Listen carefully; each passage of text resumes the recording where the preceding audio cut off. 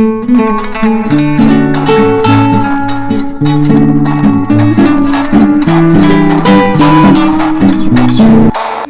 ಗಿಡ ಹೂ ಬಳ್ಳಿಗಳು ಎಲ್ಲ ಅನ್ಯೋನ್ಯವಾಗಿ ಸಂತಸದಿಂದ ಬದುಕುತ್ತಾ ಇದ್ದವು. ತಮ್ಮ ಪಾಡಿಗೆ ತಾವೇ ಆನಂದದಿಂದ ಕೆಲಸ ಕಾರ್ಯ ಮಾಡ್ತಾ ಇದ್ದವು.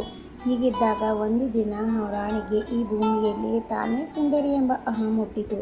ಅದನ್ನು ಎಲ್ಲರ ಬಳಿ ಹೇಳಿಕೊಂಡು ತಿರುಗುತ್ತಿತ್ತು. ಈ ಸುದ್ದಿ ಒಬ್ಬರಿಂದ ಮತ್ತೊಬ್ಬರಿಗೆ ತಲುಪಿ ಪಕ್ಷಿರಾಜನ ಕಿವಿಗೆ ಬಿತ್ತು. ಪಕ್ಷಿರಾಜನು ಅಂದಿನಿಂದ ತಾನು ಭೂಮಿಯಲ್ಲಿ ಯಾರು ಸೌಂದರ್ಯವತಿ ಜೀವ ಎಂದು ಎಲ್ಲರ ಬಳಿ ಹೇಳಿಕೊಂಡು ತಿರುಗುತ್ತಿತ್ತು ಶುರು ಮಾಡಿದಾಗ ಕಾಡಿನ ಎಲ್ಲರೂ ಒಬ್ಬರನ್ನೊಬ್ಬರು ಕಂಡರೆ ದ್ವೇಷಿಸಲು ಶುರು ಮಾಡಿದರು. ಒಬ್ಬರೇ ಬಗ್ಗೆ ಇನ್ನೊಬ್ಬರು ಇಲ್ಲದ ಸಲುವ ಚಾಡಿ ಹೇಳಿಕೊಂಡು ಓಡಾಡ್ತಾ ಇದ್ರು. ಇದರಿಂದ ಇಂತಹ ಪ್ರಾಣಿಗಳು ಯಾರು ಪರ ಮಾತನಾಡಬೇಕು ಎಂದು ತಿಳಿಯದೆ ಪೇಚಾಡಿದವು. ಇದನ್ನು ಕಂಡ ವನದೇವಿ ಒಂದು ಸಭೆಯನ್ನು ಸೇರಿ ನಿಮ್ಮ ಜಗಳವನ್ನು ಬಗೆಹರಿಸಿಕೊಳ್ಳಿ ಎಂದಳು. ಪ್ರಾಣಿ ಪಕ್ಷಿ ಬಳಿಗಳಿಲ್ಲ, ಇದು ಸರಿಯಾದ ಮಾರ್ಗ ಎನಿಸಿತು. ಒಂದು ಭಾನುವಾರ ಎಲ್ಲರೂ ತಮ್ಮ ಕೆಲಸವನ್ನು ಮುಗಿಸಿ ಅರಳಿಕಟ್ಟೆಯ ಬಳಿ ಸಭೆ ಸೇರಿದರು. ಮೊದಲೇ ರಾಣಿ ತನ್ನ ವಾದವನ್ನು ಪ್ರಾರಂಭ ಮಾಡಿದಳು. ನನ್ನನ್ನು ದೇವರಿಗಿಟ್ಟು ಅಲಂಕಾರ ಮಾಡಿ ಪೂಜಿಸುತ್ತಾರೆ. ನನ್ನ ಸುಗಂಧ ಎಲ್ಲೆಡೆ ಪಸರಿಸಿದರೆ ಆನಂದ ಪಡುತ್ತಾರೆ ಎಂದಿತು.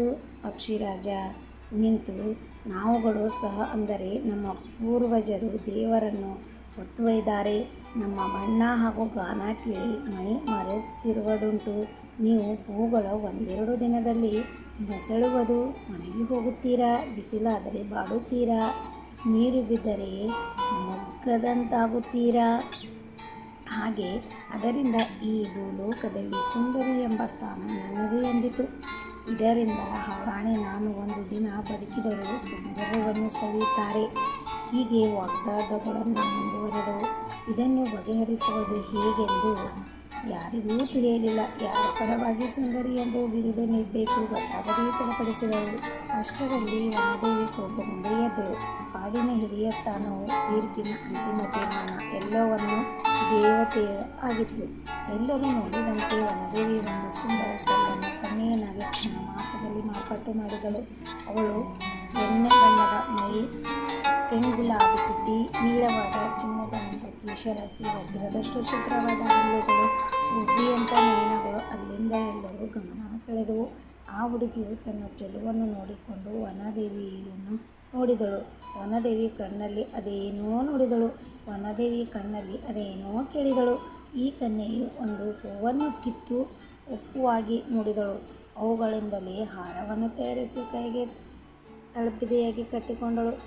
ಪಕ್ಷಿಗಳ ಪುಟ್ಟರಕ್ಕೆ ಕಿತ್ತಿ ಕಿವಿಗೆ ಓದಿ ಕತ್ತಿಗೆ ಸರ ಕೋಣಿಸಿ ಹಾಕಿಕೊಂಡಳು. ಎರಡು ಗರಿಯನ್ನು ಕತ್ತರಿಸಿ ಹಣೆಗೆ ಬಟ್ಟಾಗಿ ಇಟ್ಟುಕೊಂಡಳು.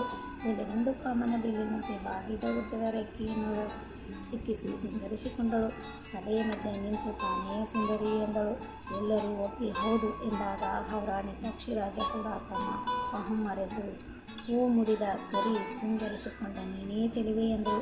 ವನದೇವಿ ನಿಂತು ನಾನು ಚೆಲುವೆ ಎಂದು ಕಿತ್ತಾಡುವುದನ್ನು ಬಿಟ್ಟು ಹೀಗೆ ಒಬ್ಬರಿಗೊಬ್ಬರು ನೇರವಾದರು. ಬದುಕು ಸುಂದರವಾಗಿ ಎರಳಿತು ಎಂದಾಗ ಸಭೆಯಲ್ಲಿದ್ದವರು ಹೌದಾದರೂ ಅಂದಿನಿಂದ ಎಲ್ಲರೂ ಜಗಳವಾಡದೆ ಒಕ್ಕಲಿಗರಿಂದ ಬಾಳಿದರು. ಹೀಗೆ ಮಾನವರಲ್ಲಿ ಹೆಣ್ಣು ಜಗತ್ತಿನ ಅತಿ ಸುಂದರಿ ಚೆಲುವೆ ಎಂಬ ಬಿರುದು ಪಡೆದಳು. ಎಲ್ಲರಿಗೂ ನಮಸ್ಕಾರ, ಧನ್ಯವಾದ ಸ್ನೇಹಿತರೆ. ಈ ಸ್ಟೋರಿ ಪೂರ್ತಿ ಕೊನೆವರೆಗೆ ಕೇಳಿ.